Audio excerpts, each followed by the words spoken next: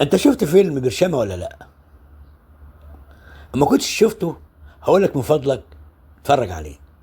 الفيلم ببساطة بيحكي عن شاب عادي جدا زي اي طالب في الثانوية العامة، مضغوط، تايه، ومش شايف حل، لحد ما يقرر ان يعمل حاجة مجنونة، يخترع برشامة تساعده على الغش. ومن هنا تبدأ الكارثة، او بمعنى صح تبدأ الكوميديا.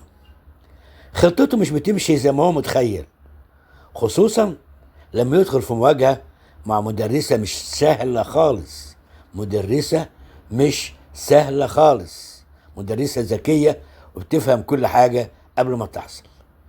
الفيلم الحقيقة معتمد على بطولة جماعية قوية جدا. النجم الكوميدي هشام ماجد، ومعاه الأداء المختلف دايما باسم سمرة، وكمان الحضور القوي لريهام عبد الغفور. غير كده بقى هتلاقي مجموعة كبيرة جدا من النجوم: حاتم صلاح، مصطفى غريب، كمال ابو ريا، عارفة عبد الرسول، وغيرهم.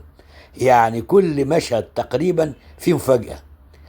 الفيلم من إخراج وتأليف خالد دياب، ومشارك في الكتابة شيرين دياب وأحمد الزغبي. وده مهم جدا لأن الحقيقة خالد دياب معروف إنه مش بيقدم كوميديا وخلاص، لا، ما بيقدمش كوميديا وخلاص. دايما بيبقى ورا الكوميديا او الفكره بتاعته فكره ورساله. انا احييه حقيقي. خد بالك، نجاح الفيلم اللي حقق ايرادات عاليه جدا وصلت الى تقريبا 100 مليون. النجاح هنا مش صدفه، الفكره كانت قريبه جدا من كل بيت مصري. مين فينا معاش ضغط الثانويه العامه؟ والكوميديا في الفيلم ده مش تقليديه، فيها سخريه من الواقع ومن نظام التعليم نفسه.